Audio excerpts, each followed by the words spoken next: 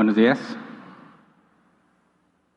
¿Cómo les fue en Navidad? Los veo a todos gorditos y bonitos. Se vale porque es Navidad, ¿verdad? Y luego Año Nuevo, y luego el Reyes, y ya. Luego nos ponemos a dieta todos. Bien, bueno, el día de hoy estamos reunidos aquí los más espirituales nada más, ¿verdad? Como también lo digo en época de vacaciones, nosotros pensamos en las cosas del Señor mientras los otros piensan en la carne. Se van a descansar a otras ciudades, se van a pasear, pero nosotros le damos prioridad a nuestro Señor. No se crean, ¿verdad? Tiene de malo. Hay muchos de nuestros hermanos en la congregación se fueron a sus tierras o a pasearse y es perfectamente válido. Y aquí estamos nosotros los que nos quedamos, no por pobres, ¿verdad? Por convicción propia, para estudiar de la palabra de Dios. Y vamos a ver la segunda parte del tema de los milagros. La semana pasada empezamos con el tema y el propósito, y lo aclaré, era ver la problemática, entender dónde está la posición de muchos cristianos con respecto a los milagros y cuáles son los argumentos en contra de los milagros. Entender qué tan importante es saber explicar y comprender, primero para nosotros mismos, cómo explicamos los milagros y segundo para explicárselo a alguien más. Y bueno, me parece que se generó confusión por las preguntas que he estado recibiendo desde la semana pasada. Algunos se confundieron y no pueden ya saber qué es un milagro, porque lo que ellos pensaban que era un milagro, yo les dije que no, ¿verdad?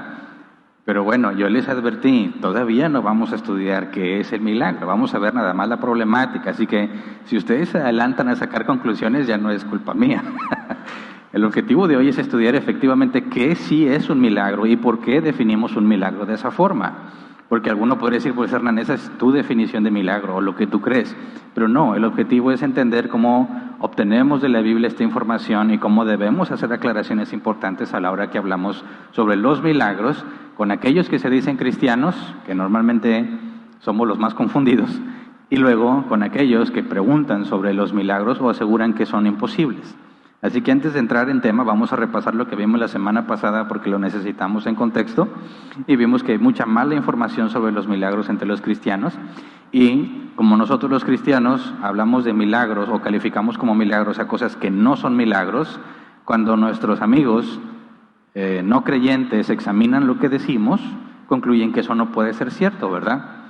Es común ver en las iglesias, escuchar, lo ponen en lonas y en todas partes, frases como ven y recibe tu milagro, campaña de sanidad y milagros, la carpa de los milagros, si Dios está aquí, aquí suceden milagros, si tienes fe recibirás tu milagro, la oración tiene poder para hacer milagros, y si tu ofrenda es grande, así de grande será tu milagro, etc. Hay distintos niveles de desinformación y hay unos tan graves que incluso enseñan que Dios cambia milagros por dinero, ¿verdad? Y es asombroso cómo la gente lo cree, pero deja tú los que lo creen, la convicción de los que lo enseñan. Están plenamente convencidos de que eso es verdad. Y eso es asombroso porque tenemos la misma Biblia, ¿verdad?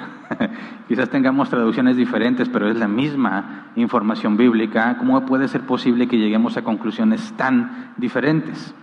Pero el punto es que es muy sencillo demostrar que todas esas frases, ven y recibe tu milagro, entonces es fácil de demostrar que es falso. Y vimos que el COVID puso en evidencia toda esa falsa doctrina y a todos los charlatanes que aseguraban que tenían el poder de hacer milagros. Pero tristemente, todas esas malas doctrinas y charlatanería hace que los que no creen en Dios menos quieran creer, ¿verdad? Ni siquiera lo consideran como algo posible.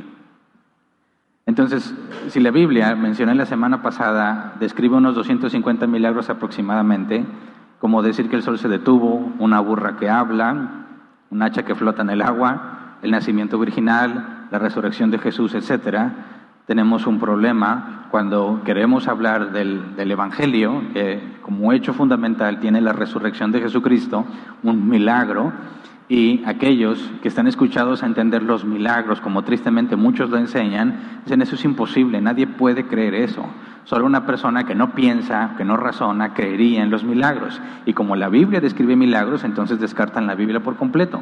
Pero no se pueden analizar lo que la Biblia dice sobre los milagros, sino lo que los cristianos dicen de los milagros. Y como la Biblia habla de milagros y los cristianos dicen que los milagros son tal cosa, concluyen que entonces es falso, que la Biblia miente. Según Pablo, Hay un milagro fundamental para el cristianismo, ¿verdad?, que es la resurrección de Jesús. Pablo mismo dice que si Jesús no resucitó, entonces en vana es nuestra esperanza, ¿verdad? Ilusoria es nuestra fe. Dice, literalmente, seríamos los más desdichados de todos los mortales. Así que es muy importante para nosotros los cristianos entender correctamente qué es un milagro y, como hemos estudiado en los temas anteriores, poder dar una respuesta racional de los milagros. Entonces dimos una definición, digamos, simple, es decir, un milagro es una excepción a las leyes naturales, y vimos el argumento de David Hume que se utiliza para tratar de probar que los milagros no son posibles, y aún si sucediera un milagro, un hombre sabio no creería en ellos. Lo leo rápidamente. Argumento de David Hume en contra de los milagros. Número 1. La ley natural es por definición una descripción de lo que ocurre regularmente. 2. Un milagro es por definición algo que ocurre rara vez. 3. La evidencia de lo que ocurre regularmente siempre es mayor que la evidencia de lo que ocurre raramente. 4. Un hombre sabio siempre basa su creencia en aquello que tiene mayor evidencia. 5. Por lo tanto, un hombre sabio nunca creerá en milagros. Y bueno, vimos que el problema está en la premisa número 3, ¿verdad? Lo que sucede normalmente, dice Hume, tiene más evidencia que lo que ocurre rara vez, pero dice que siempre tiene más evidencia que lo que ocurre rara vez. Y vimos que no es cierto. Hay eventos que han ocurrido una sola vez y tienen suficiente evidencia para creerlos. Por ejemplo, el Big Bang, el origen de la vida, y uno más simple, común y corriente, tu propio nacimiento, ¿verdad? Tiene suficiente evidencia para creer que eso sucedió una sola vez, ¿verdad? Y que, aunque no es un hecho regular y repetitivo, es suficiente para creer que sucedió. Entonces, cuando utilizan este argumento hay que hacerles ver, no es cierto. Hay cosas que han sucedido una sola vez y que tienen evidencia suficiente para ser creídas, ¿verdad? Y luego cuando dicen, yo no creo en los milagros porque nunca he visto alguno, nunca he visto un milagro, por eso no creo, también hay un error en ese razonamiento, porque tendríamos que decirle, entonces, no puedes creer en tu mente, nunca la has visto, ni en las leyes de la lógica, ni en las matemáticas, ni en la gravedad, ni en Emiliano Zapata, ni Pancho Villa, ¿verdad?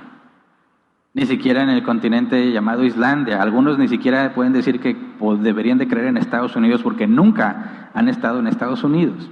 Entonces, quien dice que no cree en los milagros porque no los ha visto, también tiene un razonamiento defectuoso.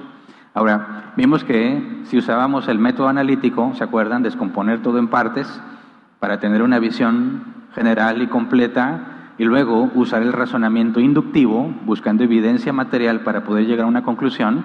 Si examinas el tema de los milagros usando el razonamiento inductivo, no vas a tener evidencia material de un milagro, ¿verdad? Por eso dicen, hasta que vea uno, y entonces pueda tener evidencia, voy a creer. Pero ya vimos que ese razonamiento es equivocado. Pero también dentro del método analítico está el razonamiento deductivo, que aplica en esos casos donde la evidencia material no está a la mano, es imposible obtenerla. Y entonces usamos la lógica, ¿verdad? Y si usamos el razonamiento deductivo y lo que estudiamos semanas anteriores, ya demostramos que lo que dice Génesis 1:1, si vamos por favor, dice Dios, en el principio creó los cielos y la tierra. Y tomamos esta afirmación, primer versículo en toda la Escritura, y analizamos usando el método o el razonamiento deductivo y concluimos que es perfectamente racional, que eso es verdad. ¿Se acuerdan del argumento cosmológico Kalam? Cuando demostramos que Dios es el ser necesario. Si no hay Dios, no podemos explicar nada de lo que hay. De manera que cuando la Biblia dice en el principio creó los cielos y la tierra, es algo perfectamente racional de creer. Y si eso es posible, si eso es racional, tendríamos que hacernos la siguiente pregunta. ¿Puede ser que el creador de todas las cosas intervenga en la creación que él creó? Redundante. ¿Es posible que Dios intervenga en su creación? La pregunta debería ser al revés. ¿Hay algo que indique que sea una contradicción, que el creador de todas las cosas intervenga en su creación? ¿Algo de eso llevaría a un absurdo, lógicamente hablando? Por supuesto que no. No hay nada que impida, lógicamente hablando, que Dios intervenga en su creación. Por lo tanto, los milagros son posibles. Esta no es evidencia de los milagros, ¿verdad?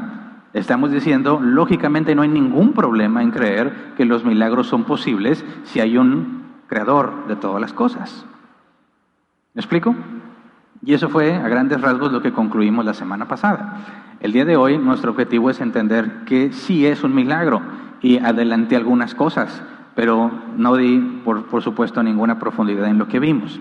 Entonces, los que empezaron a hacer preguntas de que si es un milagro o no, que si su familiar sanó es milagroso o no, entiendo las dudas, porque no les he dado ninguna información de cómo detectar que algo efectivamente es un milagro. Pero el objetivo de hoy, si Dios me lo permite, es ser lo más claro posible para poder entender cómo podemos deducir de la Escritura que es un milagro, para entender los criterios que hacen a un milagro y poder aplicarlo y determinar si algo efectivamente lo es o no. Así que antes de empezar a estudiar, vamos a orar así como estamos.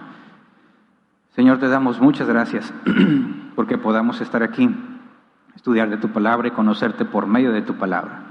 Danos la capacidad, según tu Espíritu Santo, para discernir entre aquello que es verdadero y aquello que parece verdadero, pero no lo es. Solo por medio de tu palabra, Señor, creceremos en madurez, como lo afirma tu propia palabra. Y te pedimos que nos ayudes a entender, que nos guíes, que nos abras el entendimiento como lo hiciste con tus discípulos, y que no quede solamente la información en nuestro cerebro, sino que lo llevemos a la práctica y que, dada la oportunidad, podamos hablar de esto con gracia, de forma amena y de buen gusto, para dar una razón de la esperanza que tenemos en ti. Gracias de antemano. Amén. Muy bien. Entonces empecemos con una definición formal de lo que es un milagro. Yo voy a la Real Academia Española. De hecho, da dos definiciones. Hay más, pero son más como usos. Pero estas dos definiciones son muy interesantes. Definición número 1, Real Academia Española. Milagro es un hecho no explicable por las leyes naturales y que se atribuye a intervención sobrenatural de origen divino. De nuevo, hecho no explicable por las leyes naturales y que se atribuye a intervención sobrenatural de origen divino. ¿Te fijas? La deidad está implicada en el milagro. No es explicable por medio de las leyes naturales. Esto implica que es algo que Dios hace, ¿verdad? Esa es la primera definición. Segunda definición, milagro es suceso o cosa rara, extraordinaria y maravillosa. Y una cosa, aunque la segunda definición está incluida en la primera, la segunda definición no incluye a la primera. Nos habla de cosas diferentes. Me parece que por eso, viendo estas dos definiciones, debemos entender con claridad la confusión que hay cuando nos ponemos a hablar de los milagros. Porque de estas dos definiciones, la más popular es la segunda, ¿verdad? Pensar que un milagro es un suceso o cosa rara, extraordinaria y maravillosa. Y le llamamos milagro a todo aquello que cae en esa categoría, ¿verdad? Pero el punto es que si hablamos de un suceso raro, maravilloso o extraordinario, estamos hablando de algo subjetivo, ¿verdad? Algo que depende de mi forma de ver las cosas. Por eso hablaba que algunos pueden decir que es un milagro que tengan novia, ¿verdad? Dicen, es un sorprendente milagro. De hecho, puede convertir en cristianos a los ateos. Pero es tu percepción, ¿verdad? Porque hay otro argumento, otra forma de razonar. Diría, a ver, pensemos esto, no sé si lo has pensado, pero tratemos de pensar objetivamente usando el razonamiento deductivo. ¿Por qué tienes novia? ¿Es un milagro de Dios? O podemos analizar la historia, la evidencia. Hasta este punto, todos tus ancestros se han reproducido, ¿verdad? Por más raros que estén, todos tus ancestros han tenido éxito encontrando una pareja para reproducirse. Tú te pareces a uno de tus ancestros, por lo tanto, no habría razón para sospechar que tú también vas a encontrar a alguien con problemas de ceguera que quiera ser tu novia. Y no hay nada milagroso en eso, ¿verdad? El historial de tus ancestros nos dice que de alguna manera han tenido éxito. Entonces, si te fijas, pensar que yo tenga novia a pesar de mí mismo es un milagro para mí mismo, ¿verdad? Y hay otros casos tan sorprendentes que dices, ese sí es un milagro que tú tengas novia y él no le ve nada raro. Pero es algo completamente subjetivo, depende de lo que para ti sea raro, según tu contexto, según tu educación, según tu crianza, etcétera, etcétera.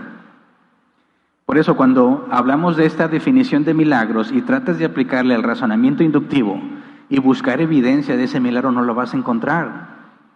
¿Por qué? Porque es algo subjetivo. Es como tratar de hacer el razonamiento inductivo, es buscar evidencia material de que el helado de fresa es el más delicioso del mundo. No aplica. No puedes obtener evidencia material de la afirmación de que el helado de fresa es lo más delicioso del mundo. Por eso, el conflicto, cuando los cristianos hablan sobre milagros en esta definición y los que no creen les piden evidencia material, no existe. Es imposible. Estamos hablando de cosas que no aplican, ¿verdad? Entonces, cuando los cristianos hablan sobre los milagros, generan mucha confusión, porque ellos se están enfocando en su experiencia personal y en su percepción para decir que eso que sucedió es un milagro, pero es una definición válida, ¿verdad?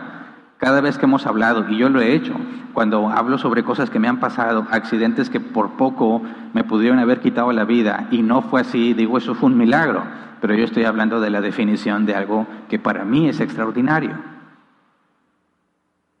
Pero cuando hablamos de la primera definición de la Real Academia Española, hecho no explicable por las leyes naturales y que se atribuye intervención sobrenatural de origen divino, eso no puede ser subjetivo. Eso necesariamente es objetivo, porque estoy diciendo que es una excepción a las leyes naturales. Si yo digo que un hacha flota sobre el agua, no depende de mi percepción si efectivamente está flotando. Y cualquiera pudiera validar que el hacha está flotando, que mientras esté presente, ¿verdad? Cualquiera podría decir es un hecho objetivo.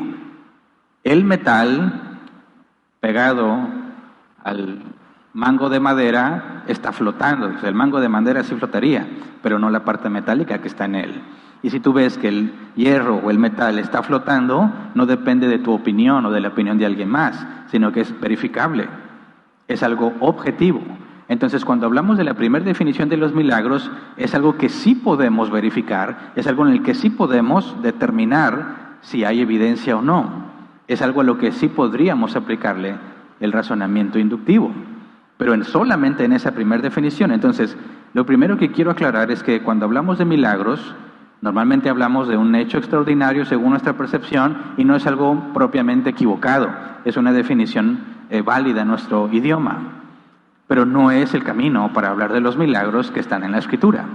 Porque cuando hablamos de los milagros bíblicos, estamos hablando de la primera definición, un hecho inexplicable por las leyes naturales, algo que demuestra que Dios intervino, no algo que a ti te parece raro y maravilloso, aunque obviamente lo incluye, ¿verdad? Cuando Dios hizo que el hacha flotara fue algo rarísimo, extraordinario verlo, pero tiene que haber otros elementos que indiquen que efectivamente es un milagro según la primera definición. Entonces, tratemos, o dejando en claro, vamos a enfocarnos en lo que es un milagro, partiendo de la primera definición, y me gustaría hablar o leerles tal cual la definición de milagro que da R.C. Sproul. Dice, un milagro es una obra extraordinaria realizada por el poder inmediato de Dios en el mundo externo perceptible. Es un acto contra la naturaleza que solo Dios puede hacer. Me gusta esta definición porque abarca distintas cosas, pero principalmente porque es lo que deducimos partiendo de la Escritura. Tenemos que resaltar esta parte, un acto contra la naturaleza que solo Dios puede hacer. Y ahí tenemos ya un criterio para determinar qué es un milagro, según esta definición, y qué no es un milagro, porque tiene que ser algo que solo Dios puede hacer.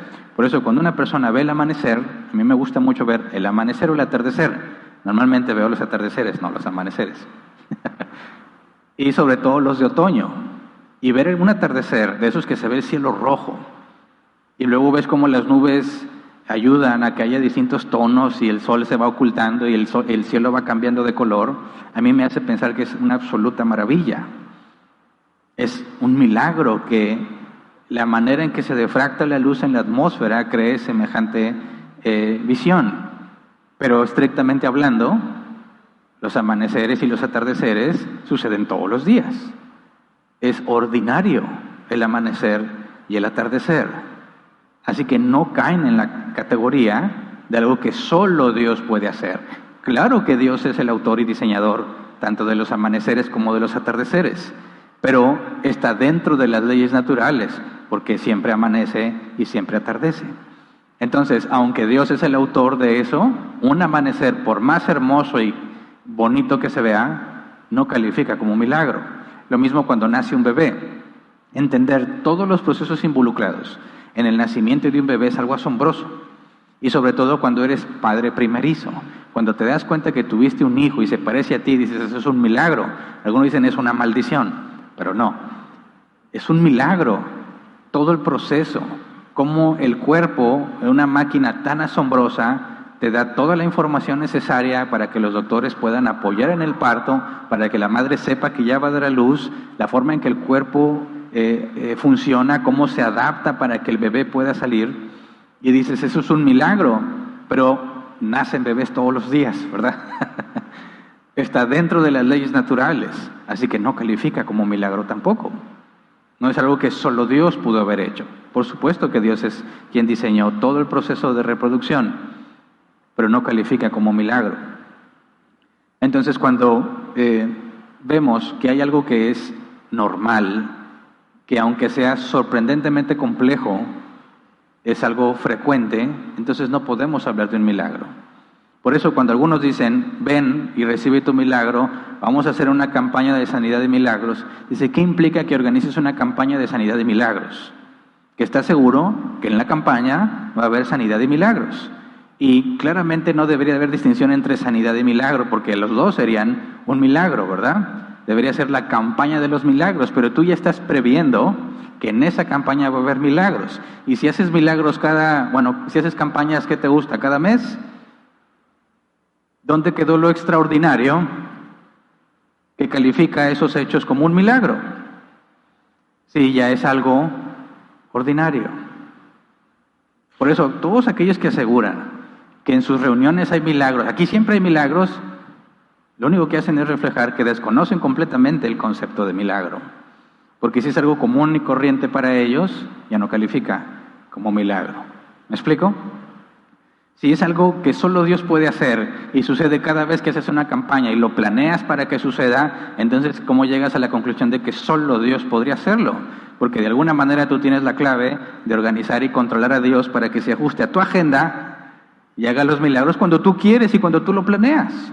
Y ahí es donde las cosas se empiezan a poner absurdas, ¿verdad? Pero algunos podrán decir, oye, ¿qué hay del ministerio terrenal de Jesús? La gente iba a recibir su milagro como si fuese cosa simple y cotidiana, ¿verdad? Desde que Jesús empezó su ministerio, y se estima que alrededor de 3 años duró su ministerio, hubo señales y milagros. La gente acudía a él para recibir un milagro y lo obtenían. ¿Qué me dices de los apóstoles? Lee el libro de los Hechos. Pedro, aún con su sombra, sanaba a las personas. Ni él estaba consciente de lo que Dios hacía por medio de él. Y sí, la gente iba a donde estaba Pedro y podía recibir un milagro. Dices, tú me dices que algo que se hace ordinario ya no es un milagro, pero el tiempo de Jesús en su ministerio terrenal y el tiempo de vida de los apóstoles hicieron milagros como si fuera algo ordinario. ¿Qué pasó ahí? Bueno, es que todavía no acabamos de definir qué es un milagro completamente. El punto es que los milagros en el ministerio terrenal de Jesús y en lo que les quedó de vida a los apóstoles apuntan directamente a la confirmación que Dios da de su mensaje. No nada más sucedían porque sí. Hay una razón de por qué esas señales eran dadas en ese momento del tiempo. Y si tú ves todos los milagros que hay en la Biblia, vas a ver que están en 3 grupos principales. Lo mencioné la semana pasada. En los tiempos de Moisés, y luego Josué, ¿verdad? Le quedó un poquito ahí. Y luego Elías y Eliseo, y luego Jesús y los apóstoles. Pero si tú ves todo el tiempo que abarca la Biblia y ubicas en periodos de tiempo esos 3 grupos, es muy poco tiempo comparado con todo lo que sucedió en toda la Escritura. Desde los últimos milagros de Eliseo hasta el primer milagro de Jesús, hay siglos entre ellos. Entonces no es algo común, ni siquiera en la Biblia es algo común, aunque en un periodo de tiempo Dios mostraba una gracia sorprendente, sanando muchísimas personas, viéndolo en la escala completa, es una pequeñísima fracción de todo el periodo registrado en la Escritura. Pero no estoy diciendo que no existen los milagros. Mira, cuando alguien dice, yo creo en los milagros y en las campañas de milagros del hermano tal, porque siempre se les atribuyen a un hermano, ¿verdad? El profeta tal, el hermano pastor tal. Ok, ¿cuál es el milagro que viste? Casi siempre caen en esta categoría. Vi que le creció la pierna a alguien. ¿A qué te refieres? Sí, lo pararon y tenía una pierna más arriba que la otra, ¿verdad? Y luego el profeta oró por él, ¿y qué pasó? Tiene las piernas iguales. ¿Eso es un milagro? ¿Es algo que solo Dios puede hacer? ¿No han visto el video del milagro del brazo que le crece? Ese está sorprendente, pero no por el milagro, sino porque se atreven a hacer eso en público. Voy a tratar de ilustrarlo rápidamente. Pasan a una persona que tiene esta afectación. Este brazo está más largo que este. ¿Lo ves? Aquí se ve la diferencia. Este brazo está más largo que este. El profeta pasa a orar por mí y sucede este milagro. Milagro. Y luego se le pasó la mano y se le fue. Dijo, no, alto, alto, alto. Regresa. Regresó y todos le aplaudieron por el poder de Dios manifestado entre ellos. Es asombroso que ni siquiera les da tantita vergüenza hacer esas cosas delante de la gente y que les crean. Pero yo digo, he visto personas que aseguran, yo vi que le creció la pierna. Ok, está bien, un quiropráctico también puede hacer eso estirándote los huesos, ¿verdad? Pero si tú me dices, esa persona no tenía pierna, fue a la campaña de sanidad y milagros y ya tiene pierna, ándale, ese sí es un milagro, porque no hay forma natural de que te crezca otra pierna. ¿Me explico? Pero por supuesto que va a tener serias implicaciones algo así, porque tendrías que darle evidencia de que no tiene pierna y luego la evidencia de que sí la tiene. Y si en ese momento le creció la pierna, no me vayas a enseñar la foto con un pantalón largo y los zapatos, porque eso es absurdo. Así que no estoy diciendo que los milagros no sean posibles, al contrario, son posibles, pero primero tenemos que asegurarnos que efectivamente lo es. Porque si es algo como que le creció el brazo, le creció la pierna, se le formó el arco en los pies y muchas cosas que se aseguran, hay que examinar primero si efectivamente es algo que solo Dios podría hacer o hay otras formas de lograrlo. Entonces, tenemos que ser muy cuidadosos. Si los milagros son posibles, tenemos que asegurarnos si algo es un milagro o no. Y partiendo de la definición que mencioné de R.C. Sproul, si vamos a la Escritura, lo primero que hay que aclarar es que la palabra milagro, aunque la ves traducida en tu Biblia, en realidad no existe en el griego. No hay ninguna palabra en el Nuevo Testamento que pueda ser traducida como milagro, según la definición que tenemos de milagro. Sí la vas a encontrar en la NBI muchas veces la palabra milagro en nuestro idioma, pero en el original no está. Este es un caso idéntico a la palabra Trinidad. La palabra Trinidad no la vas a encontrar en la Escritura. Y algunos dicen, no está en la Escritura, entonces no es bíblica.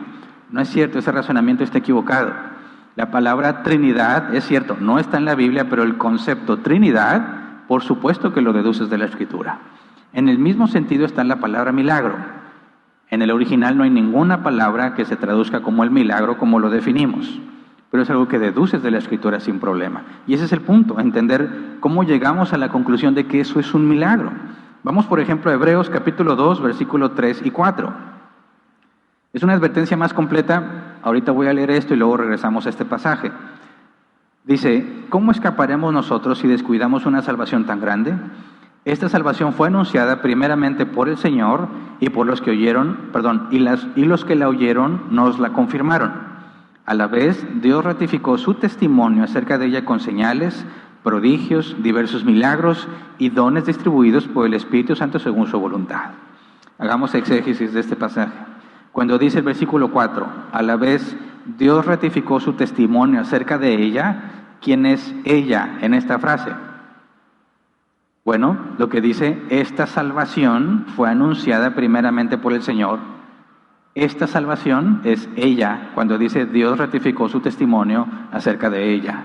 O sea, Dios ratificó su testimonio acerca de la salvación que anunció Jesús y que los que la oyeron la confirmaron. Entonces, ¿cómo es que Dios ratificó el mensaje de salvación que dio Jesús? Dice, con señales, prodigios, diversos milagros y dones distribuidos por el Espíritu Santo según su voluntad. Y aquí hay 3 palabras claves. Estas 3 palabras nos llevan a concluir lo que es un milagro. Palabra número 1, señales. El griego, semeion, se traduce literalmente como señal. Fíjate lo que dice la concordancia Helps. Una señal dada especialmente para confirmar, corroborar o autenticar. Una señal. Y aquí podemos ver distintas aplicaciones. Cuando vas a firmar algún contrato legal para que otra persona presente que efectivamente tú estás comprometido y eres el propietario de cualquier cosa, una casa, un carro. ¿Cuál es la señal que indica que efectivamente ese contrato tú lo aceptaste? Tu firma, ¿verdad? Teníamos que investigar si la falsificaron, ¿verdad? Pero si la firma está y es auténtica, esa es la señal de que efectivamente tú aceptaste los términos y las cláusulas del contrato, ¿verdad? Cuando nos dice la Escritura que el mensaje de salvación Dios lo ratificó por medio de señales, es algo que indica que ha sido confirmado, que es válido, que es verdadero.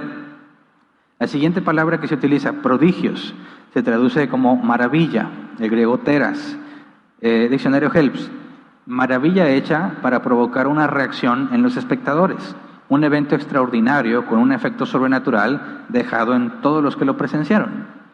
Es lo que hace que te sorprendas. Por ejemplo, Pedro y Juan, a la entrada del templo de la Hermosa, estaba un paralítico pidiendo limosna, ¿verdad? Ellos le dicen, no tengo ni oro ni plata, ¿verdad? Más lo que tengo te doy. En el nombre de Jesús, levántate y anda. Y lo levantan y lo ven caminando. Y todos se sorprenden de ver al paralítico caminando. Ahí está la aplicación de la palabra prodigio. El efecto que provoca en las personas que lo presenciaron. Estaban asombrados de ver al que siempre había pedido dinero ahí por ser paralítico, ahora lo veían caminando. Tercer palabra, milagros. Lo que se nos traduce como milagros es el griego dunamis, poder. Diccionario Helps, capacidad para realizar. ¿Cómo entendemos este del dunamis, el poder? ¿Qué hicieron Pedro y Juan con el paralítico? Tuvieron el poder de regresarle la capacidad de caminar. Este poder, que no viene de ellos, muestra que ellos tienen poder para hacerlo, cosa que nadie podría hacerlo. Entonces, cuando hablamos de señales, prodigios y milagros, en el original ninguna palabra es milagro, pero vemos cómo confirmó Dios el mensaje que Jesús predicó. Con señales, prodigios y poder. Las cosas que Jesús hizo eran cosas que solo Dios podía hacer, que eran sorprendentes y que mostraban que Jesús tenía poder. ¿Se entiende? Estas 3 palabras nos describen cómo es que Dios confirma lo que Él dice, o cómo Dios autentica o indica que es verdadero aquel que dice que trae un mensaje de parte de Dios. Vamos a Hechos capítulo 6 versículo 8, porque también estas palabras se aplican para describir a Esteban. Dice, Esteban, hombre lleno de la gracia y del poder de Dios, hacía grandes prodigios y señales milagrosas entre el pueblo. La palabra poder de Dios aquí es dunamis, prodigios es la misma, teras, y señales milagrosas es una sola, semeion, señal. ¿Qué nos dice esto de Esteban? Que él tenía la evidencia de que Dios lo había mandado. Por eso lo mataron. No había forma de demostrar que lo que decía era falso. Esteban contó con los elementos que demuestran que Dios lo mandó, que él está aprobado por Dios. Por consecuencia, lo que él dice es como si fuese palabra de Dios. Ahora, una de las palabras que más usó el apóstol Pablo para referirse a los milagros de Jesús fue precisamente la palabra señal. Vamos, por ejemplo, a Juan capítulo 2, versículo 11. Dice, esta, la primera de sus señales, la hizo Jesús en Caná de Galilea. Así reveló su gloria y sus discípulos creyeron en él. Era la primera de sus señales. Y vas a ver que la palabra señal lo utiliza muchísimas veces en todo su evangelio. Jesús empezó su ministerio convirtiendo el agua en vino. Fue la primera de las señales. ¿Por qué por qué la palabra señal? Quisiera que la consideráramos con más detalle. Si alguien asegura decir algo de parte de Dios, debe de haber una señal que confirma que efectivamente viene de parte de Dios. Y tristemente a los cristianos sistemáticamente se les ha enseñado que no busquen señal, que solamente lo crean. Hace mucho publiqué un meme y a lo mejor lo voy a volver a publicar, que vienen a una persona, es un dibujito, ¿verdad? Así vestida como Juan el Bautista, y se para frente a una roca y dice, traigo un mensaje del Señor. Y la gente le dice, ¿qué mensaje nos traes del Señor? Y luego dice el mensajero, el mensaje de Dios es este, denle dinero al mensajero del Señor. Y es tristemente el mensaje de muchos, ¿verdad? La siguiente pregunta, que ya no está en el meme, pero que debería de seguir, es ¿qué señal nos das de que ese es el mensaje del Señor? Pero a nadie le enseñan eso en las congregaciones, porque les enseñan que ustedes deben de creer. Tienes que creer en la palabra, si no, no vas a recibir bendición, cuando eso no es lo que se debe de enseñar. De hecho, Jesús fue cuestionado de esa misma manera. Vamos a Juan, capítulo 2, versículo 13 al 17. Fíjate, en el meme que yo te muestro, el mensajero del Señor dice que Dios dijo que le den dinero al mensajero del Señor, ¿verdad? La gente debería preguntarse qué tan creíble es ese mensaje. Ahora veamos esta aplicación en el caso de Jesús. Juan 2, versículo 13 al 17. Dice, cuando se aproximaba la Pascua de los judíos, subió Jesús a Jerusalén. Y en el templo halló a los que vendían bueyes, ovejas y palomas, instalados en sus mesas a los que cambian dinero. Entonces, haciendo un látigo de cuerdas, echó a todos del templo, juntamente con sus ovejas y sus bueyes. Regó por el suelo las monedas de los que cambiaban dinero y derribó sus mesas. Versículo 16, a los que vendían las palomas les dijo, saquen esto de aquí. ¿Cómo se atreven a convertir la casa de mi padre en un mercado? Versículo 17, sus discípulos se acordaron de que está escrito, el celo por tu casa me consumirá. Pausa. El versículo 17 describe lo que sucedió después, ¿verdad? Aquí el punto, Jesús viene y corre a todos los que están vendiendo, pero no eran vendedores ilegales, tenían autorización de los dirigentes para hacer lo que hacían. Era considerado correcto. Todos los cambistas que estaban ahí no estaban de ilegales, no era un comercio informal. Tenían el permiso de los líderes para hacer eso. Viene Jesús y los corre a todos y vuelca las mesas. Y fíjate lo que dice, saquen esto de aquí. ¿Cómo se atreven a convertir la casa de mi padre en un mercado?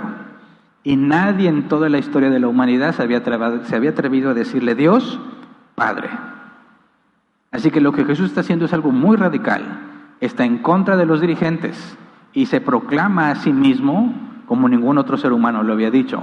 Soy hijo de Dios. Dios es mi Padre. Ahora, si todos los judíos que estaban ahí en ese momento hubiesen sido enseñados como muchos de nosotros, alguno hubiera dicho, amén. Gloria a Dios. Y ya recogían sus monedas y se iban, ¿verdad? ¿Qué hicieron ellos? Versículo 18 al 22. Entonces los judíos reaccionaron preguntándole, ¿qué señal puedes mostrarnos para actuar de esta manera? ¿Qué señal puedes mostrarnos para actuar de esta manera? Es decir, no estamos haciendo nada ilegal, tenemos permiso legal para hacer esto. Según los dirigentes, esto es lo correcto, no hay nada de malo en esto. Pero tú vienes y nos dices que esto está mal, que tu Padre Dios no le agrada esto que estamos haciendo y que convertimos la casa de Dios en un mercado. ¿Por qué habríamos de hacerte caso? Si lo que nos han enseñado es que eso no tiene nada de malo. ¿Qué señal nos das para creerte? Esa es la manera saludable en la que todos debemos de pensar. Cuando alguien dice, no, yo no puedo pedir señal, solo tengo que creerlo, ya no estás comportándote racionalmente. Estás convertido en alguien irracional. ¿Cómo haces para que una persona esté dispuesta a dejar de pensar para creerle al que está enfrente y que le den dinero? Bueno, es que no son tan ignorantes los que hacen eso. ¿Y cómo motivas a la gente a que no piense pero que te dé su dinero? Prometiéndoles más. Si tú me das 1,000, Dios te va a dar 10,000. Y lo único que tienes que hacer es creerlo. Bueno, pues qué negociazo, ¿verdad? Dime dónde, en qué lugar o institución depositas 1,000 y te regresan 10,000. Ninguna. Solo un tonto desaprovecharía semejante oportunidad de inversión. Así que no pienso y no me interesa pensar porque nomás estoy viendo los 10,000 que voy a recibir. Si te fijas, no son unas víctimas. Están dispuestos a no pensar y a no razonar por el premio que se les ofrece. Pero eso no es sano, eso no es racional. Lo racional es: ¿qué señal me das? ¿Cómo es posible que Dios haya dicho eso? ¿Qué señal me das? Fue lo que le dijeron a Jesús, versículo 19, respuesta de Jesús: destruyan este templo, respondió Jesús, y lo levantaré de nuevo en 3 días. Tardaron 46 años en construir este templo, ¿y tú vas a levantarlo en 3 días? Pero el templo al que se refería era su propio cuerpo. Así pues, cuando se levantó de entre los muertos, sus discípulos se acordaron de lo que Jesús había dicho y creyeron en la Escritura y en las palabras de Jesús. Después vamos a estudiar sobre la resurrección, pero el punto es: ¿por qué haces esto? ¿Qué señal? La palabra señal es la misma que se utiliza en los versículos anteriores, donde se habla de lo que Dios usa para confirmar su palabra. Una señal. ¿Cuál fue esa señal? Destruyan este templo y lo levantaré de nuevo en 3 días. Y lo tomaron literal. No estaba hablando del templo, sino de su cuerpo, que es el templo de Dios, que literalmente era el templo de Dios, porque ahí estaba Dios en toda su presencia, ¿verdad? Entonces, la resurrección es la señal de que Jesús tenía autoridad para hacer lo que hizo. El milagro de la resurrección es una señal de que efectivamente lo que Jesús dijo era cierto. Ahora vamos a Nicodemo, la conclusión en la que llega Nicodemo, Juan capítulo 3, versículo 1 y 2. Dice: había entre los fariseos un dirigente de los judíos llamado Nicodemo. Este fue de noche a visitar a Jesús. Rabí, le dijo, sabemos que eres un maestro que ha venido de parte de Dios, porque nadie puede hacer las señales que tú haces si Dios no estuviera con él. Otra vez la palabra señales es la misma en el original. ¿Qué evidencia toma Nicodemo para concluir que Jesús efectivamente viene de parte de Dios? Las señales. ¿A qué señales se refiere? A lo que le llamamos milagros. Pero le llamamos milagro porque es una señal. Es un prodigio y muestra que tiene poder para hacer. ¿Se entiende? Nicodemo concluye: las cosas que tú haces, Jesús, solo Dios las puede hacer. Pero Nicodemo no concluye que Jesús es Dios, ¿verdad? Porque en su mente eso es absurdo. Dios no puede, un ser infinito no puede estar en una ubicación finita, ¿verdad? Pero dice, puesto que son señales, son las cosas que tú haces, señalan a Dios. Solo Dios puede hacerlas. Si tú las haces, eso implica que Dios te ha mandado a hacerlas. Esa es la parte en que autentica al mensajero. Jesús dice: yo soy quien digo ser y hago lo que hago por el Padre, por las cosas que hago, que son una señal de que el Padre me envió. Ahora, quizás hablar de una señal no nos venga tan de forma cotidiana, pero mira, si tú buscas la palabra signo en la Real Academia Española, signo es la señal de algo. Por lo tanto, los milagros significan algo. ¿Se entiende? Un signo es la señal de algo. Nosotros le llamamos milagro aquello que es una señal que apunta a Dios. Los milagros significan a Dios. Significan que cuando Jesús estuvo aquí en la tierra, hizo todos esos milagros significan que Dios estaba entre ellos. Cuando los apóstoles hicieron los milagros, esos milagros significan que Jesús les dio el poder para hacerlo. Quien hiciera milagros señala, da la evidencia de que Dios efectivamente los ha mandado, porque nadie podría hacer eso si no viniera de parte de Dios. Fíjate las palabras de Jesús en Juan capítulo 10, versículos 37 y 38. Si no hago las obras de mi Padre, no me crean. Pero si las hago, aunque no me crean a mí, crean a mis obras, para que sepan y entiendan que el Padre está en mí y que yo estoy en el Padre. Esa es la parte o la referencia más directa. Las cosas que Jesús hizo muestran que el Padre está en él, que nadie las puede hacer. Entonces, cuando hablamos de un milagro, tendríamos que hablar de las cosas que Jesús hizo. ¿Qué hizo? sanó enfermos, resucitó muertos, le quitó la lepra a muchos, caminó sobre el agua, controló la naturaleza, etcétera, etcétera. Esas cosas señalan, son la evidencia de que Dios lo tuvo que haber enviado. Por eso, regresémonos a Hebreos capítulo 2, pero esta vez del versículo 1 al 4, se nos da una advertencia. Dice, por eso es necesario que prestemos más atención a lo que hemos oído, no sea que perdamos el rumbo. Porque si el mensaje anunciado por los ángeles tuvo validez y toda transgresión y desobediencia recibió su justo castigo, ¿cómo escaparemos nosotros si descuidamos una salvación tan grande? Esta salvación fue anunciada primeramente por el Señor y los que la creyeron nos la confirmaron. A la vez, Dios ratificó su testimonio acerca de ella con señales, prodigios, diversos milagros y dones distribuidos por el Espíritu Santo según su voluntad. Entonces, si Dios la confirmó y hay señales, prodigios y poder, ¿cómo te atreves a descuidar el mensaje con semejante evidencia de su validez? Así que fíjate bien, un milagro es algo que indudable e invariablemente nos lleva a concluir que solo Dios pudo hacerlo. Y el propósito del milagro no es simplemente para el beneficio del que lo recibió, sino que demuestra que el enviado efectivamente viene de parte de Dios. Porque nadie podría hacer las cosas que Él hace. Entonces, si alguien dice que hace milagros, como muchos aseguran que hacen milagros, ¿qué tenemos que esperar? Número 1, la evidencia del milagro, ¿verdad? Aunque no lo haya presenciado, dame la evidencia. Porque si es un milagro, no es algo subjetivo. No es algo que tú crees que es sorprendente, no. Es algo que no puedes explicar por las leyes naturales. Y debe poder analizarse objetivamente para determinar si efectivamente era imposible que sucediera por las leyes naturales y validar que realmente sucedió. Y número 2, implica que lo que Él dice y lo que Él hace viene de parte de Dios. Eso es lo más sorprendente, porque sin excepción, hasta el día de hoy, ninguno de los que se atreven a decir que hacen milagros es bíblico. Su mensaje no concuerda con la Escritura, y gravemente. ¿Cómo dicen que ellos hacen milagros, pero lo que dicen contradice la palabra de Dios? Lo único que muestran es que no entienden que es un milagro.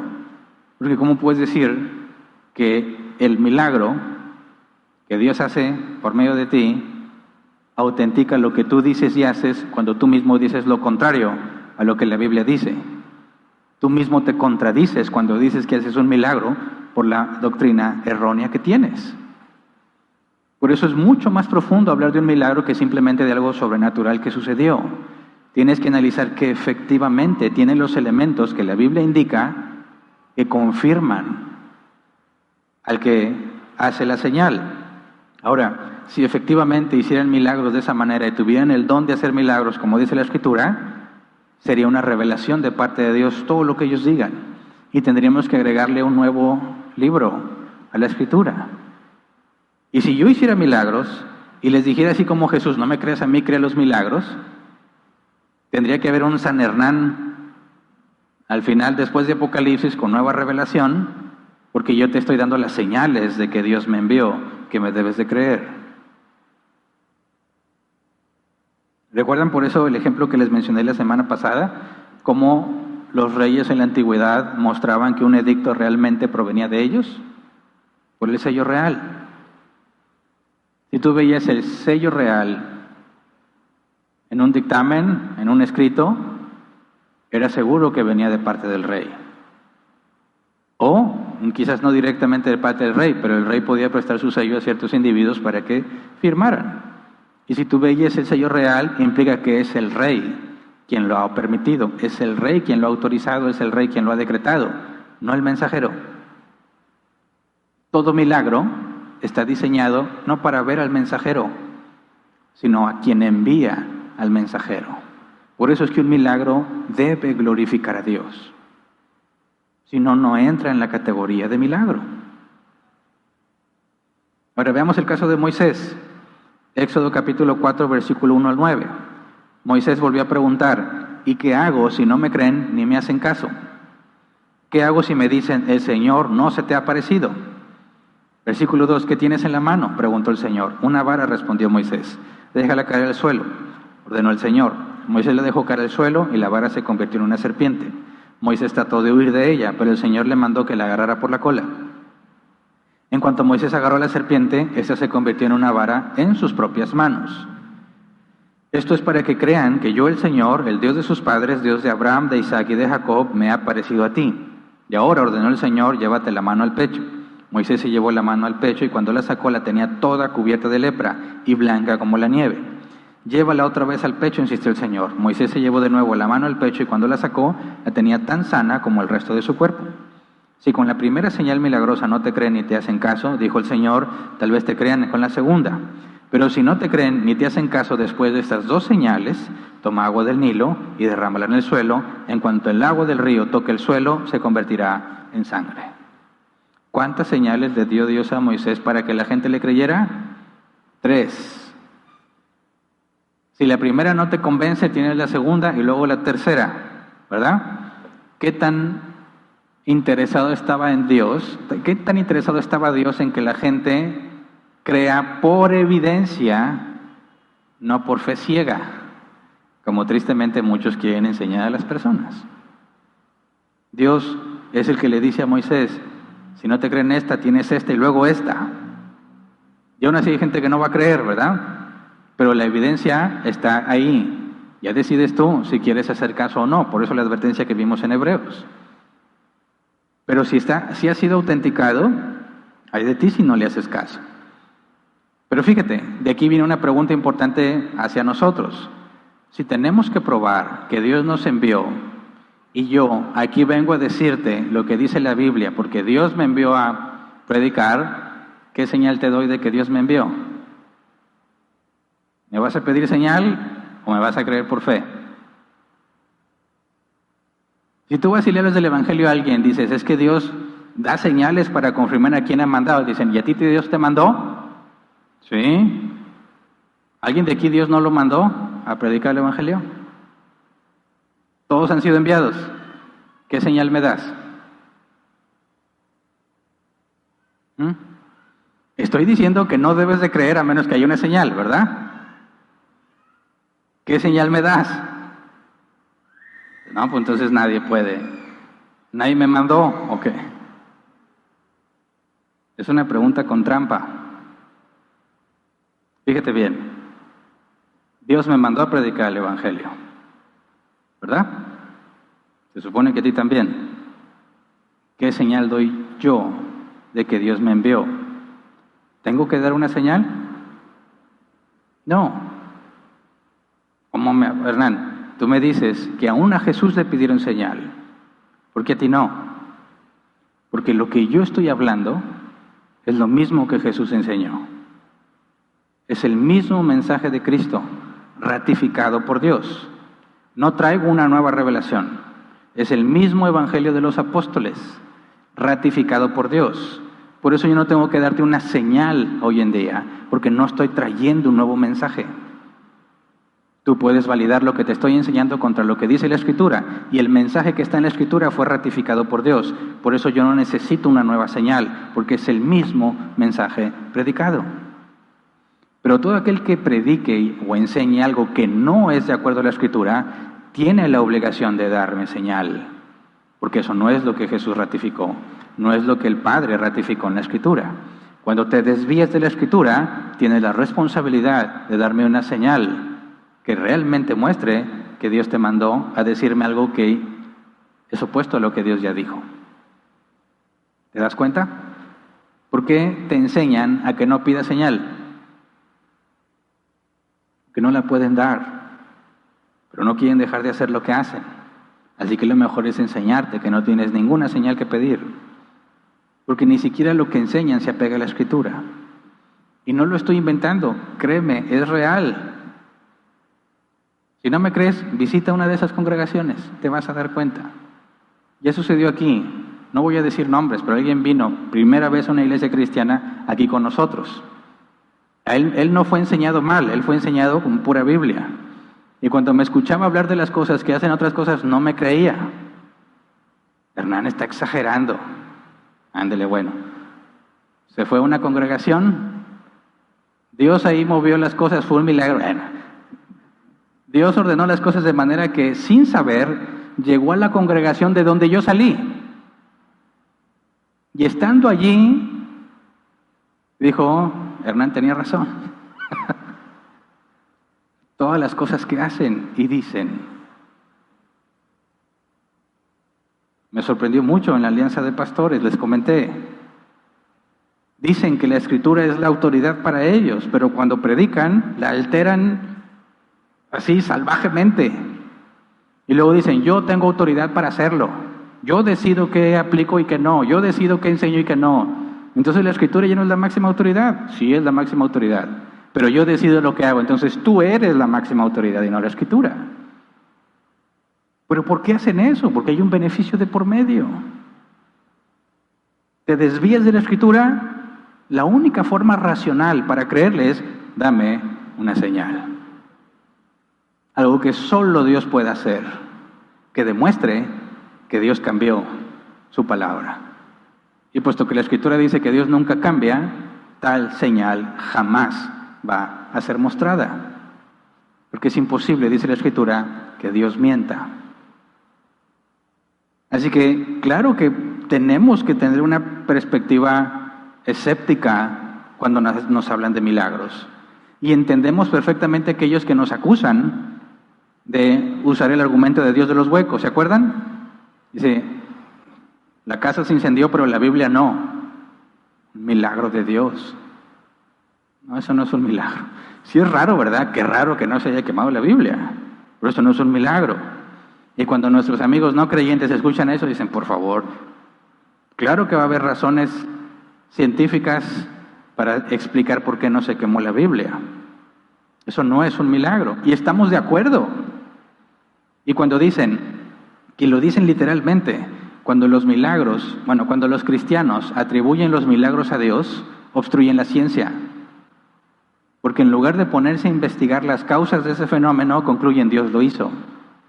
Y tienen razón si utilizan la segunda definición de lo que es un milagro. Algo raro, extraordinario que pasó, subjetivo completamente. No, pero un cristiano bíblico, alguien que entiende el concepto de milagros, no va a descartar la ciencia por eso. Siempre que ve algo raro, como por ejemplo, hay iglesias que aseguran, y es real, yo estuve en esas iglesias, no en todas, ¿verdad? Hay iglesias que aseguran que todas las reuniones pasan milagros. Todas las reuniones pasan milagros. Y si tú no recibiste tu milagro, es tu culpa porque no tuviste fe. Entonces tenemos la presión de que hay un milagro cada vez que te reúnes. Y semejante presión es puesta encima de esos predicadores que hacen todo lo que pueden por emocionar a la gente. Por eso es que siempre gritan, están gritando y tratando de hacer que la gente se emocione y que entren en esta histeria colectiva donde todos se emocionan como cuando mete gol tu equipo de fútbol. Y entonces dicen, yo ya siento el poder de Dios. Son tus propias acciones, comportamiento y sugestión mental.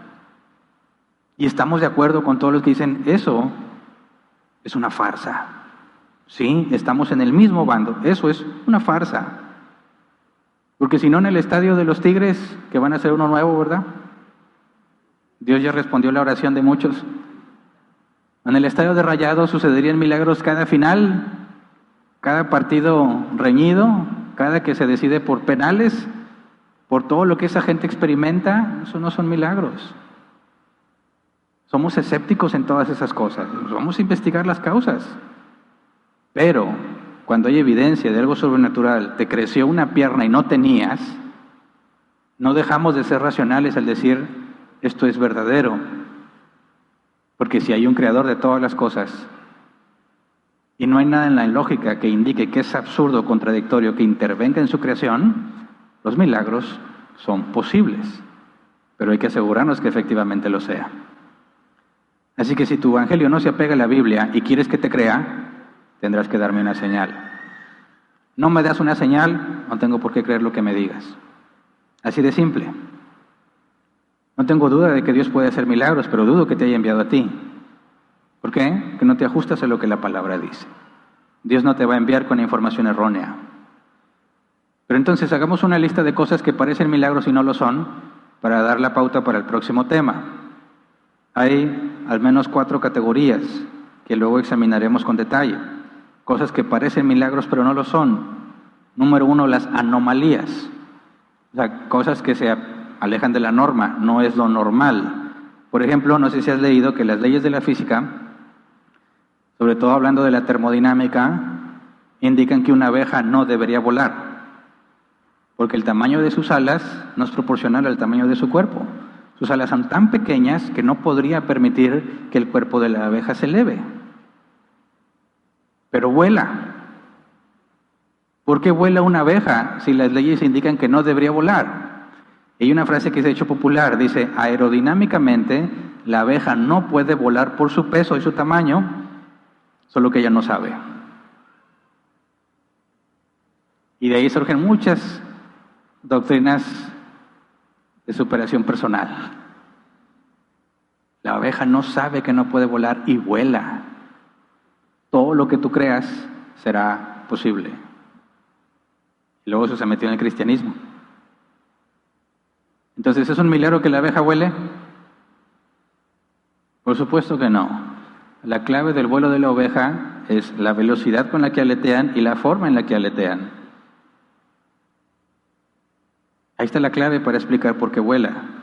Pero puede ser tan asombroso con lo que conocemos que parece un milagro, pero no lo es. Siguiente, la magia. ¿Cuántos de niños pensaban que la magia existe? Yo sé que aquí hay varias generaciones, ¿verdad? Desde los que vivían en la vida, como me dijeron mis hijos algún día, cuando tú vivías todo era blanco y negro, me dijeron. No, nada más las películas, le dije. Bueno, en esos tiempos no sé, porque yo no soy de los tiempos de blanco y negro. Pero yo crecí viendo Star Wars, con los Jedi. Y yo toda mi vida, bueno, no toda, pero gran parte de mi vida traté de mover objetos usando la fuerza. No sé ustedes. Por eso cuando hay puertas automáticas me acuerdo de mi niñez. Porque la puerta automática sabes que a cierta distancia se activa. Y me encanta hacerle como Jedi. La puerta se abre. Se siente satisfactorio. Mis hijos no entienden lo que hago. Pero a mí me gusta. Pero yo crecí pensando que un día iba a descubrir que yo efectivamente era un Jedi y que podía controlar las cosas con la mente. Una vez engañé a mis compañeros de la escuela y les di tremendo susto. Había un equipo, estaban en educación física jugando voleibol y estaban compitiendo 2 equipos y estaba acá el público dividido entre un equipo y el otro. Y yo era muy extrovertido, yo no me juntaba con nadie, estaba sentado en un rincón. Y un día alguien fue y me dijo, ¿por qué no ves el partido? Y yo sintiéndome Jedi le dije, no te preocupes, yo controlo el partido. ¿Cómo que tú controlas el partido? Sí, yo con la mente puedo decidir quién gana el punto. Te lo voy a demostrar. Y me concentré. Y le hice así, y dije, punto para este equipo, y pasó. Y otra vez, y volvió a pasar. Y se fue corriendo bien asustado. Hernán es Jedi. Es real, es real. Regresaron, a ver. Y ahí me salió hasta que ya le fallé. No, perdón, no me concentré bien. Y ya fallé. Ya no me hicieron caso, ¿verdad? Es fácil engañar a las personas de esa manera. Creen en la magia. Y luego los niños empezaron con Harry Potter, ¿verdad? Hoy ellos necesitan la varita. Yo con pura mente. Ningún mago en la actualidad, por más famoso que sea, asegura que hace magia, ¿verdad? Pero hay gente que cree en la magia. Y más los cristianos, tristemente, con lo que les enseñan. Pero no, la magia no existe. Si tú ves que algo aparece mágicamente, tiene que tener una explicación. O si es algo que solo Dios podría hacer, puede que sea un milagro. Pero la magia como tal no es un milagro. Pero luego vamos a una parte más compleja, las enfermedades psicosomáticas. ¿Las has escuchado? Esto de que el cuerpo está sano, pero la mente convence al cuerpo de que no puede hacer algo. Leí un caso interesante, no sé qué tan real sea, supuestamente está documentado en libros. Dice, lo leo literalmente: tras un accidente en el trabajo, en la cual le habían rociado en los ojos un limpiador de cristales, la paciente acude al hospital para tratarse. Parece que todo va bien, pues los daños oculares son superficiales. Sin embargo, a los 2 días, Yvonne, el nombre que le pusieron a la paciente, no es capaz de ver lo que está a su alrededor. Está ciega. Cuando vuelve al hospital, los médicos le realizan multitud de pruebas que sugieren que sí puede ver. Parpadea, sigue el movimiento con los ojos, mira la cara de las personas, pero ella asegura que no ve nada. Además, su sistema visual, su cerebro y cualquier otro elemento neurológico son normales, sin ningún signo de que pudiera explicar una ceguera en sí. Tan solo existía una explicación posible: su ceguera estaba desencadenada por el estrés. En otras palabras, Yvonne era, en teoría, perfectamente capaz de ver, pero en la práctica ella no era consciente de su visión al no procesar lo que estaba frente a sus ojos. La información visual le llegaba de forma inconsciente, pero no a nivel consciente, un fenómeno que la medicina no puede explicar en la actualidad. Esto es lo que leí, y luego busqué testimonios en personas que supuestamente son confiables y dicen que hay más casos documentados de ceguera psicosomática, es decir, la persona está tan convencida de que no ve, y cuando ve, sucede como si fuese un milagro, pero no era un milagro, hay un proceso mental involucrado. Por eso cuando alguien dice es que estaba muy enfermo y de repente me sentí bien, yo mismo he visto que son cosas psicosomáticas. Les das una pastilla que no tiene nada que ver con la enfermedad, es una aspirina.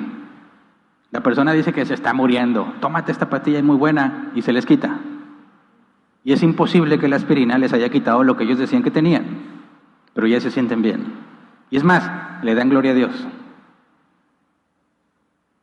¿Hernán y sus pastillas milagrosas? No. La persona está tan convencida de que está mal y está tan convencida de que la pastilla le hace bien, que se siente bien. Y ahí es un misterio. No sabemos qué tanta influencia tiene la mente sobre el cuerpo, pero ya estudiábamos esos temas, ¿verdad? Están conectados. Así que puede haber casos donde hay estas supuestas sanidades milagrosas que muy probablemente simplemente eran cosas de la mente. Luego, señales satánicas. La Biblia habla de señales satánicas. Lee Apocalipsis. La bestia hará señales. Personas poseídas. Al joven que trajeron a Jesús que tiró al suelo y echaba espuma por la boca. El otro que era sordo y mudo. Otro que, bueno, creo que es el mismo sordo y mudo, ¿verdad? El demonio lo arrojaba al fuego o al agua para que muriera. Son señales satánicas, pero ¿son milagros? ¿Puede Satanás hacer milagros? ¿Pueden los demonios hacer milagros? ¿Sí o no? Y aquí sí quiero hacer una encuesta. Levante la mano el que dice sí. Satanás, los demonios pueden hacer milagros. ¿Nadie? 2, 3 personas. Bueno, ahí fueron agarrando valor. Pregunta, aunque lo vamos a estudiar si Dios quiere el próximo tema, pero pregunta, si las señales, prodigios y poder es lo que garantizan que el mensajero viene de parte de Dios, si Satanás tuviera el mismo poder, ¿el Evangelio deberíamos considerarlo como garantizado de parte de Dios? No, porque si Satanás puede hacer milagros, los milagros en nada servirían como evidencia del poder de Dios. Así que no, es imposible que alguien más haga milagros además de Dios. Nadie puede hacer milagros. Pero entonces, ¿qué dice la Biblia sobre esos milagros? Bueno, con la información que tenemos hoy, podemos investigar y ver qué es lo que Satanás ha hecho y determinar si es un milagro o no. Así que ese tema lo dejamos para después. Y otro, la divina providencia. Y esa es la parte que quizás más hemos experimentado los cristianos y que consideramos que es un milagro aunque no cabe en la categoría de milagro. La divina providencia es, aunque lo vamos a estudiar también más adelante, son cosas que Dios ya preordenó que van a suceder. Y ya estaban ordenadas de esa manera y puedes explicarlas naturalmente, aunque en el momento en que suceden parecen sobrenaturales. Y di el ejemplo, ¿se acuerdan la semana pasada? De cuando un coche viene directo a atropellarte, a golpearte, resulta que justo en ese momento había un poste, el carro choca contra el poste y tú quedas intacto. Dices, ¿es un milagro? Bueno, no, es providencia. ¿Qué significa eso? Que Dios ordenó de tal manera las cosas Y cuando el carro se acercara a ti, tú ibas a estar justo en ese momento donde está el poste, de manera que no te tocara. Pero no hubo ninguna ley natural violada en ese hecho. Así que ahí tendremos que entrar un poco a ver qué es la providencia, cómo la entendemos, para poder ver cómo muchas cosas que nos suceden a los cristianos, aunque son extraordinarias, no califican como milagro. Y al último, si Dios lo permite, empezaremos a estudiar con más seriedad los milagros y nos enfocaremos específicamente al milagro de la resurrección. Entonces, hasta aquí nos quedamos el día de hoy. Y bueno, el día de ayer celebramos un milagro, que sí es milagro, el nacimiento virginal de Jesús. Y esperamos otro, nuestra resurrección, que también es un milagro. Celebramos que Jesús vino, ¿verdad? Muchos pensaron que iba a ser un gran dirigente, que vendría en todo su esplendor. Y fue un niño con padres pobres económicamente, con carencias, que vino a nacer en un lugar totalmente inapropiado para el Rey del universo. Pero cuando regrese, no será como cuando vino por primera vez. Cuando regrese, vendrá en todo su esplendor. La gente esperaba, los judíos esperaban al león de la tribu de Judá. Y Jesús vino como cordero, ¿verdad? Ahora muchos imaginan que Jesús vendrá como cordero, pero vendrá como el león de la tribu de Judá. Y la Biblia dice que ese milagro sucederá en cualquier momento, no lo sabemos. Celebramos el milagro de su nacimiento virginal por la esperanza que tenemos del milagro que vendrá. Esos sí son milagros. Y no somos irracionales por creer en esos milagros. Pero es necesaria la definición de milagro para poder hablar en los mismos términos. Así que vamos a ponernos de pie y vamos a orar. Porque seguramente tenemos muchas cosas que agradecer a Dios, aunque no caigan en la categoría de milagros. Conseguir ese trabajo en estas fechas es un milagro, como algo extraordinario y raro, pero no como algo que atestigua que ha sido enviado de parte de Dios. Así que en estas fechas aprovechemos el momento oportuno. Y siempre que hablemos de milagros, hagamos esta distinción. ¿Qué es bíblicamente un milagro? ¿Cuáles son las características de un milagro? Y las cosas deben de salir mucho más fáciles, sin discusiones. Pero tengamos paciencia. Podemos estar convencidos completamente de que algo es un milagro, pero lo hacemos porque no conocemos, ¿verdad? Pero eso no significa que Dios no hizo nada en tu vida. Me ha salvado de muchas cosas, ha salvado a mis hijos de muchas cosas. Es su divina providencia. En ese momento pensé que eran milagros. Para mí fueron, desde el sentido de la definición, algo extraordinario. Pero el hecho de que no haya sido un milagro formalmente hablando, en nada le resta la misericordia que recibí y lo que me hizo conocer de mi Señor. Así que todos aquellos que vivieron pensando que estaban llenos de evidencia de milagros y luego entendemos que en la Escritura que no califican con milagros, no tienes nada por qué desanimarte, ni tienes ninguna razón para dudar de tu fe. Dios, en su divina providencia, ajustó las cosas de esa manera para que confíes en Él. Veremos milagros,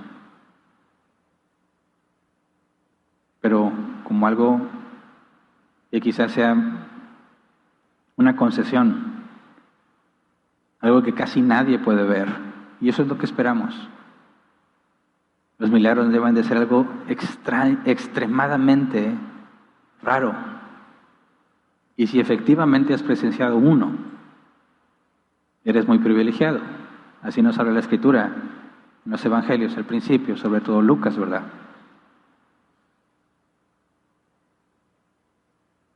¿Cuántos desearon ver las profecías cumplidas del Mesías y no las vieron? El privilegio que se les dio a los que estaban ahí, porque es un privilegio.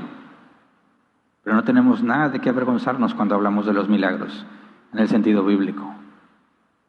No hay nada irracional, perfectamente racional. Solo hay que explicarlo de la manera correcta. Y hay que pedirle a Dios que aquellas cosas que nos sorprenden de su providencia, aunque no sean milagros, que no nos acostumbremos a ellos. Damos por hecho lo que tenemos como si fuese algo natural. Y es una gracia extremadamente grande. Recordemos los tiempos de necesidad cuando estamos en abundancia. La gran mayoría de las personas disfruta de abundancia relativa en estas fechas. Muchos otros no. Algunos experimentan una escasez grave, profunda. Ni uno ni el otro se debe alegrar o entristecerse por lo que tiene o no tiene, sino debe gozarse en su Señor.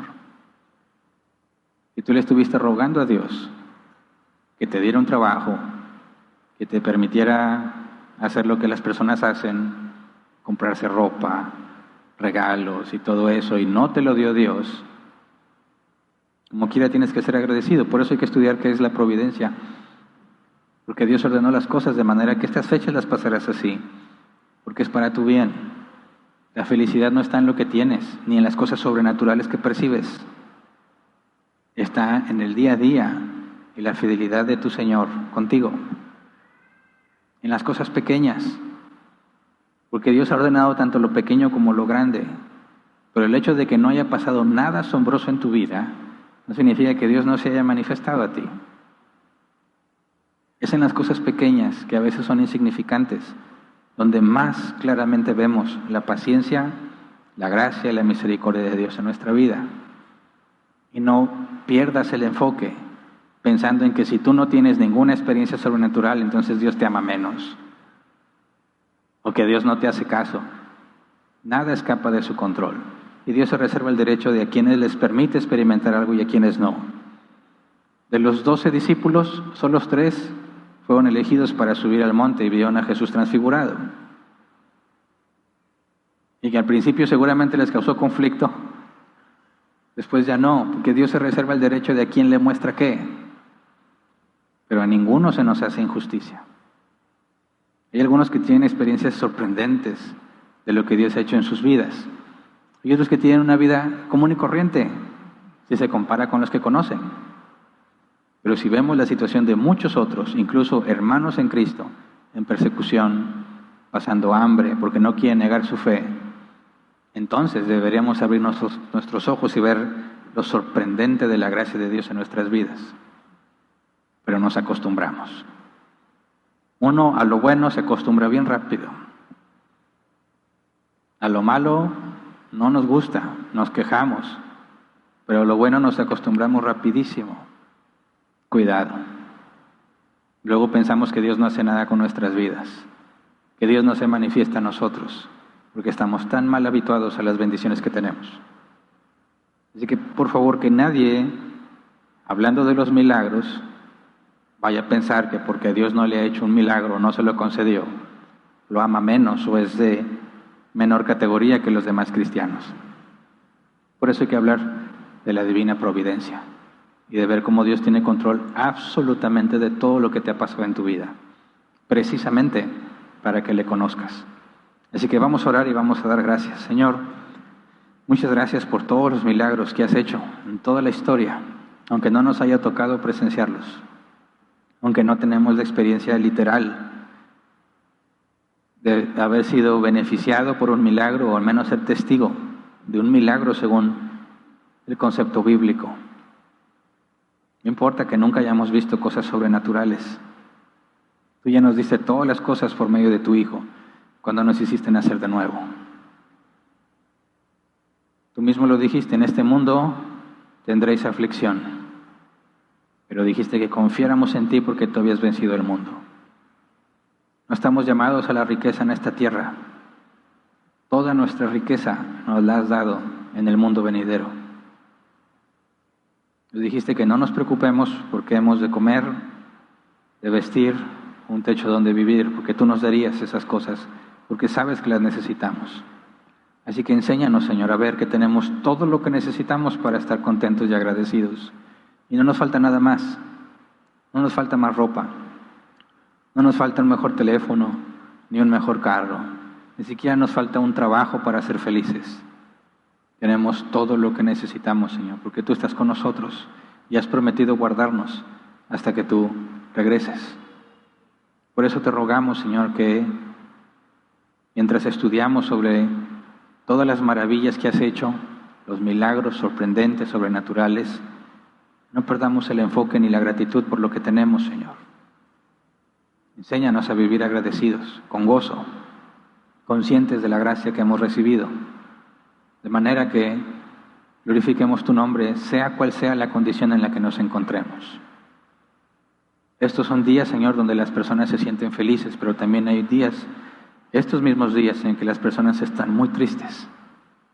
Por eso, Señor, como tus hijos, te rogamos que nos concedas mantenernos enfocados en tu reino, no en las condiciones de esta vida, de modo que nos olvidemos de ti y lleguemos a la conclusión de que nuestro trabajo, nuestras manos nos han favorecido y seamos malagradecidos, Señor. Y tampoco, Señor, que nuestras dificultades y la escasez que puedan experimentar o podamos experimentar sea motivo, Señor, para quejarnos, porque como quiera no nos has abandonado. Tu palabra enseña que vendrán días buenos y días malos, y ambos vienen de parte de ti. Así que concédenos, Señor, vivir agradecidos con lo que tenemos, contentamiento, sabiendo que nuestra riqueza, los tiempos de absoluta felicidad, no son en esta vida, no son en esta tierra, sino en la venidera. Enséñanos a poner los ojos en ti y aceptar con agrado cualquier cosa que decidas darnos, Señor, porque ninguna la merecemos y todo es por gracia. Gracias, Señor. Amén. Pueden sentarse. Pasamos a la sección de preguntas. Y después de la sección de preguntas, les recuerdo a los que quieran estar con nosotros el próximo domingo, bueno, sábado a domingo, ¿verdad? Domingo en las primeras horas de la mañana, se queden al final para ponernos de acuerdo, saber cuántos somos.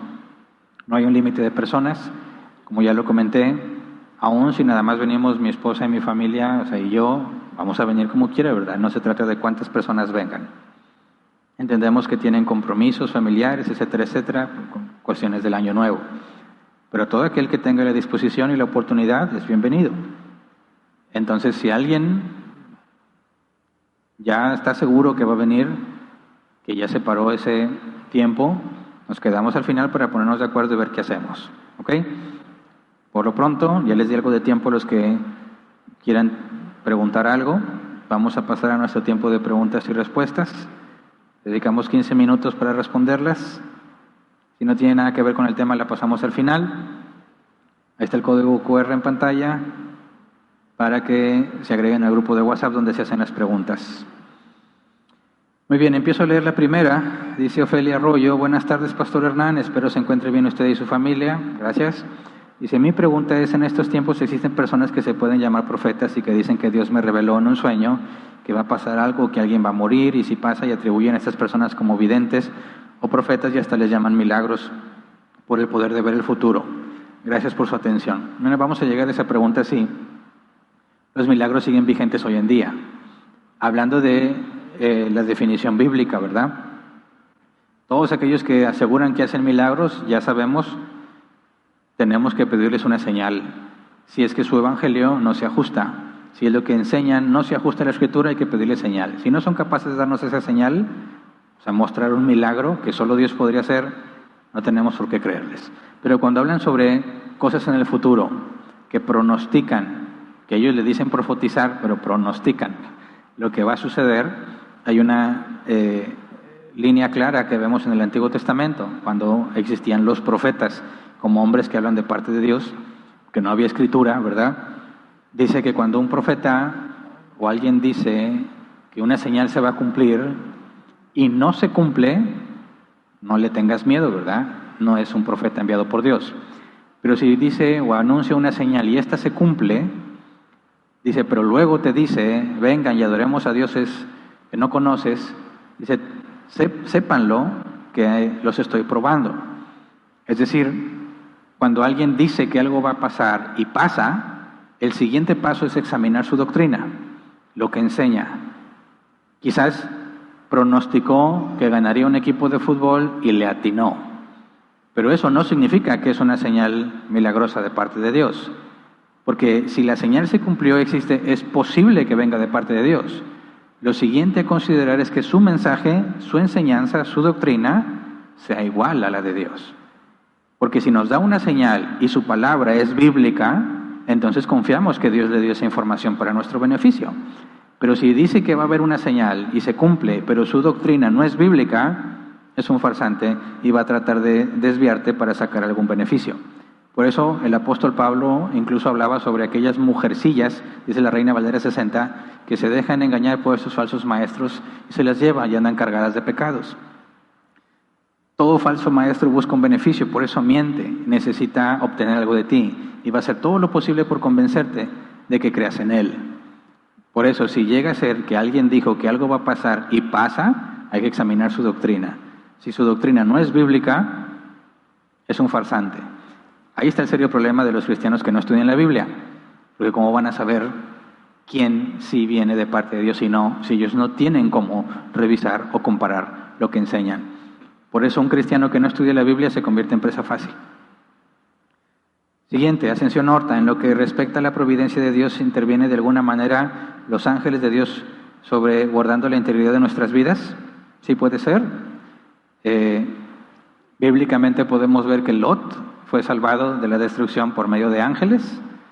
El apóstol Pablo nos dice que algunos han hospedado ángeles sin saberlo, de manera que no estamos esperando ver seres sobrenaturales, sino personas comunes y corrientes, que a nuestros ojos son personas comunes y corrientes, pero en realidad son ángeles.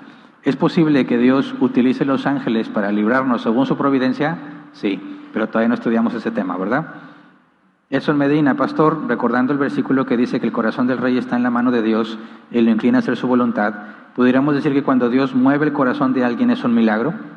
Porque claramente hay mecanismos para influir en las personas y hacer cosas de forma inconsciente, pero que Dios haga a alguien no regenerado hacer su voluntad, mira, no necesariamente aplica como un milagro, porque tendríamos que considerar la motivación de esa persona. Alguien puede hacer algo bueno con las razones equivocadas, porque hay un beneficio de por medio. Por ejemplo, pensemos en el rey de Asiria siendo usado por Dios para expulsar a los israelitas de la tierra prometida. Dios juzga a su pueblo, hace que el rey de Siria los ataque, pero el rey de Asiria no está haciendo algo bueno, porque aunque está cumpliendo con la voluntad de Dios, él está buscando su propio beneficio, ¿verdad? Egoístamente. Entonces el rey de Asiria no está tratando de hacer lo que a Dios le agrada, sino lo que le parece mejor. Y Dios, que controla todas las circunstancias, permite que algunas cosas pasen. Cuando se dio el edicto para la reconstrucción de Jerusalén y de la muralla, vemos que efectivamente Dios movió el corazón del rey. Pero no sabemos si el rey está consciente de que lo que está haciendo es agradable a los ojos de Dios, sino que quizás hizo lo que mejor le pareció. Y si hizo lo que mejor le pareció, hay explicaciones naturales de por qué la circunstancia, la ocasión, la oportunidad lo llevó a concluir que eso era lo mejor. Que Dios estuvo en control de todo eso, sí. Así que no necesariamente es un milagro. Ahora, si pensamos en la regeneración, ese sí es un milagro, pero también es parte de lo que Dios hace cotidianamente. Entonces, no califica propiamente en la categoría de algo que autentifique a alguien, porque está dentro del orden que Dios puso también. Entonces, habría que analizar cada situación específica para determinar si efectivamente fue algo que solo Dios pudo haber hecho o estaba en las circunstancias que Dios permitió. Por eso más cabe dentro de la providencia que de milagro. Siguiente, Luis Gómez. Hola, pastor, buen día. ¿Los efectos placebos podrían ser considerados milagros? No, porque al momento en que llamas un efecto placebo, estás hablando del comportamiento que tiene en el ser humano, ¿verdad? Que es algo normal, natural. Si yo me convenzo a mí mismo de hacer algo para darme un beneficio y eso me motiva, estoy usando medios naturales, ¿verdad? Algo que me mantiene motivado o buscando un beneficio por lo que voy a percibir, sigue estando en funcionamiento de lo que es natural. Cuando hablamos de algo sobrenatural, es el Espíritu Santo en nosotros que nos guía a hacer lo bueno. pero no cae en la categoría de milagro, porque también está dentro del orden que Dios ya estableció para sus hijos. Así que no, en sí los efectos placebos siguen usando mecanismos naturales, humanamente hablando, incluso en los animales, ¿verdad?, para sus efectos. Siguiente, Alex Mares, el milagro de la concepción de Jesús se comprobó en su momento hasta que Jesús estableció su ministerio terrenal. Mira, no había forma de comprobarlo porque no había ningún mecanismo médico o científico para ratificarlo. En los tiempos de Jesús, por lo que podemos ver incluso de lo que se le dijo a Jesús cuando le dijeron los maestros de la ley y fariseos, nosotros no somos hijos de fornicación, haciendo muy probablemente una referencia de que consideraban falso su nacimiento virginal. Incluso cuando María concibe y ella dice que es de parte del Señor, no hay ninguna razón que nos haga pensar que todos le creyeron a María, ¿verdad? Quizás María quedó con una muy mala reputación porque debieron haber pensado que se involucró con un hombre que no era José, terminó embarazada, pero que José la aceptó.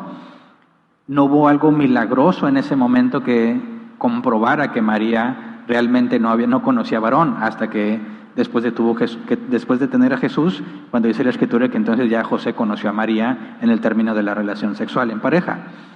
Pero tenemos la confirmación hasta el ministerio terrenal de Jesús, ¿verdad?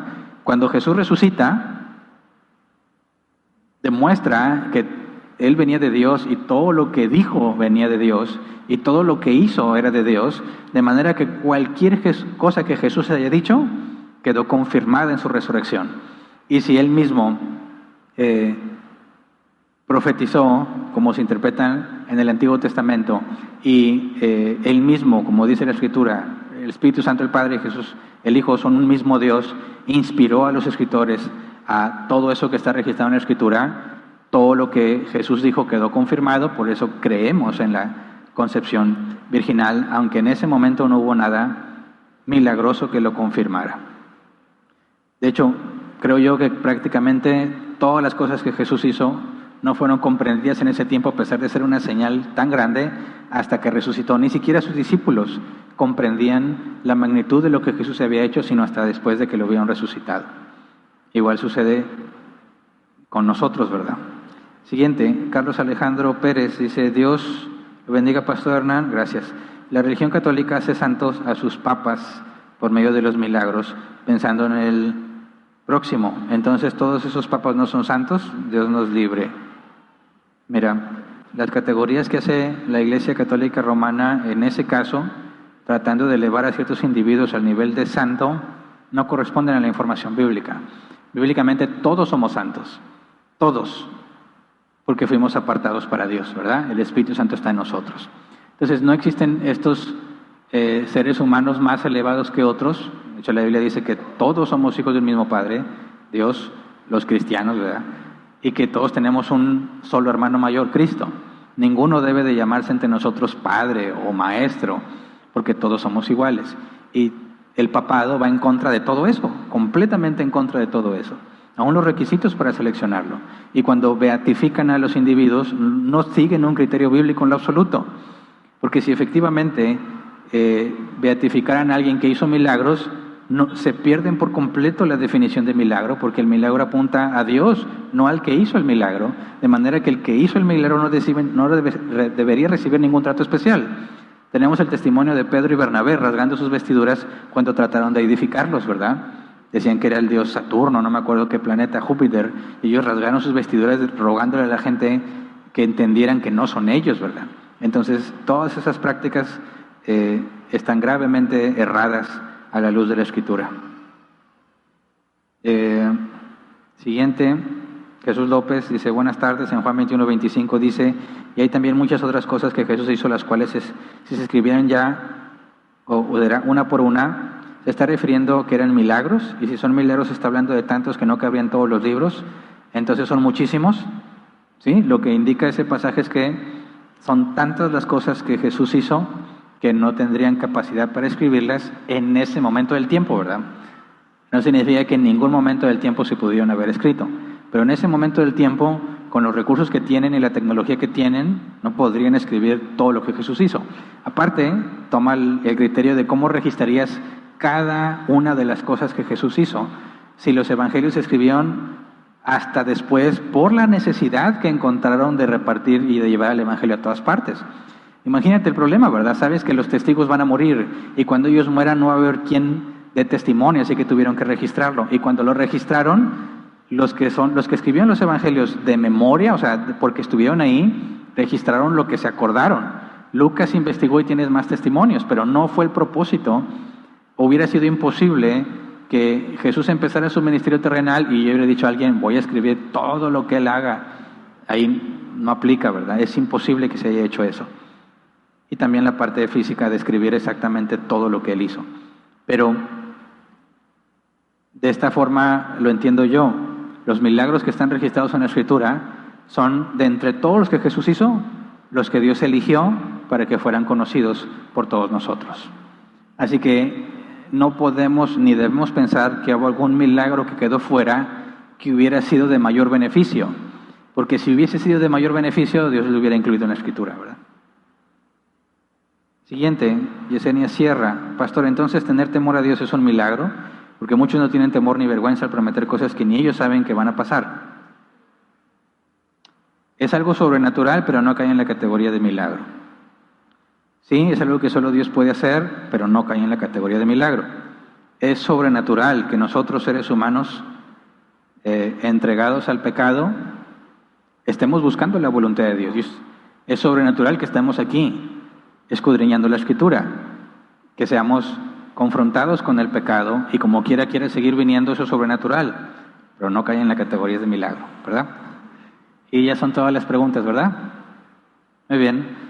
Terminamos entonces y antes de despedir la transmisión, puesto que esta información puede ser importante para alguien que no vino aquí presencialmente, y se fijan, los avisos los estamos dejando ya fuera de la transmisión porque la gran mayoría de la congregación ya está aquí, pero en esta fecha particular que hay muchos fuera, queremos comunicarles que debido a mantenimientos en el auditorio, va a haber personas aquí trabajando y van a instalar algunas cosas que los va a tener ocupados toda la semana. No habrá reunión este próximo miércoles.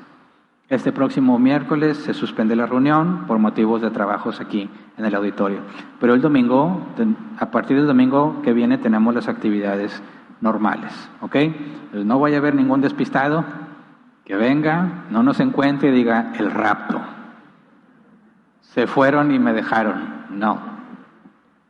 Se suspende la reunión por cuestión de mantenimiento en el auditorio. Es todo, entonces despedimos la sesión. Si Dios quiere, nos vemos el próximo domingo.